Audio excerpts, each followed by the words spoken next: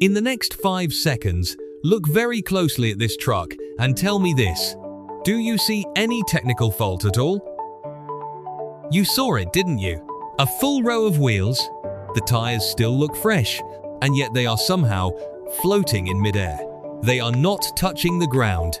They are carrying no load. They are just quietly spinning in the wind like a strange glitch in a video game. Most people, the first time they see this, think, maybe the suspension is broken, or the driver forgot to lower the wheels. But in reality, this is not a malfunction. It is an incredibly smart engineering decision designed to keep this truck from slowly destroying IT self. So, why would a truck need wheels that do not seem to be working? The answer lies in a delicate negotiation between physics, law, and money. Welcome to Everyday Things Explained. When the road can speak. To understand why those wheels have to lift, we should not begin by looking at the truck. We should look down at the road. Asphalt is not weak, but it does have limits. The problem with a truck is not just the total weight it carries. Imagine trying to walk across a swamp of deep mud.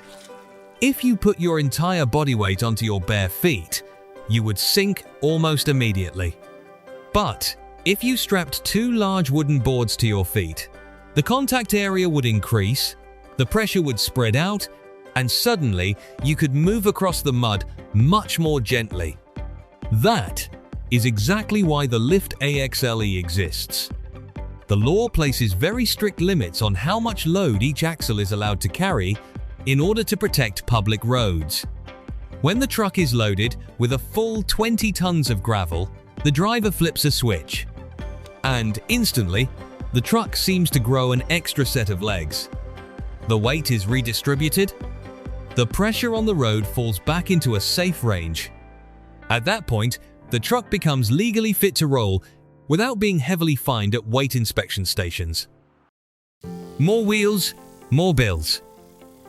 So the next question is obvious. If extra wheels help protect the road so well, why not just leave them on the ground? 24 hours a day, 7 days a week, and make life easier. Because in the transport industry, every millimeter of rubber touching the road is measured in money. More wheels are not a free upgrade. When truck tires rub against the road surface, they create rolling resistance. And the more wheels stay on the ground, the more fuel the engine must burn to overcome that friction. Truck tires are expensive, and they wear out fast. Once the vehicle has dumped its load and become almost weightless by comparison, keeping those extra rows of wheels on the ground becomes a pointless waste. It is like deliberately dragging around a heavy suitcase when there is nothing inside it. And that is not all. At many toll stations, fees are calculated by counting how many axles are actually touching the ground.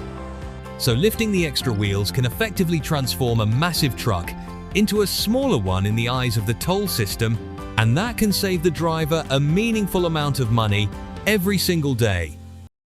The truck wants to go straight. But there is another reason, and this one is almost a matter of structural survival. It is the geometry of a turn. When a long truck enters a curve, every wheel wants to roll along its own arc. But fixed axles cannot truly do that. They are trapped inside a rigid steel frame. And the result is brutal. Instead of rolling smoothly, the wheels in the middle are dragged sideways across the asphalt. This effect is called scrubbing or tire scuffing. And it does not just chew through expensive tires. It also creates enormous twisting stress through the chassis itself. If too many wheels stay on the ground, the truck becomes stubborn. It resists turning. It wants to keep going straight. By lifting the auxiliary axle, the driver shortens the distance between the truck's effective support points, and suddenly, the machine becomes far more agile. It can maneuver through tight construction sites more easily, without tearing up the road surface, and without blowing out its tires. On a straight road, more wheels are allies. But inside a corner, they become the enemy. Shapeshifting design. By now, we can see that those floating wheels are not useless parts. They are not decorative. They are not leftovers. They are evidence of one of the core design ideas of the modern industrial age: adaptation. The world around us never stands still, and a truck does not perform just one task. It has to wrestle with loads weighing tens of tons, then drive quickly while empty to save time. It has to travel along long, straight highways, then squeeze its way into cramped side streets and work sites. The smartest solution is not to build a perfect machine for only one condition. It is to build a system that knows how to negotiate with reality. And the lift axle is the perfect meeting point between physics, road law, economic calculation, and the geometry of motion. The smartest extra part. So the next time you are driving down the road and you notice a row of wheels floating beneath a truck, smile. You are not looking at a mechanical failure.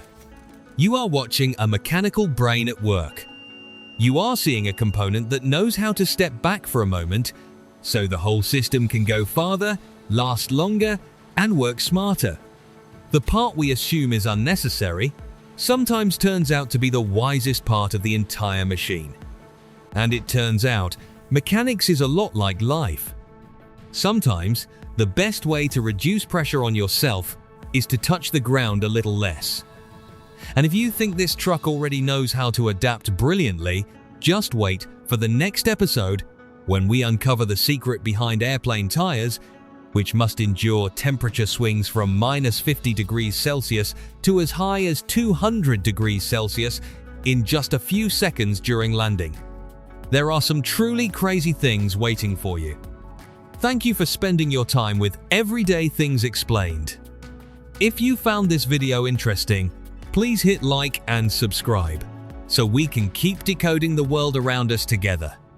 See you again in the stories ahead.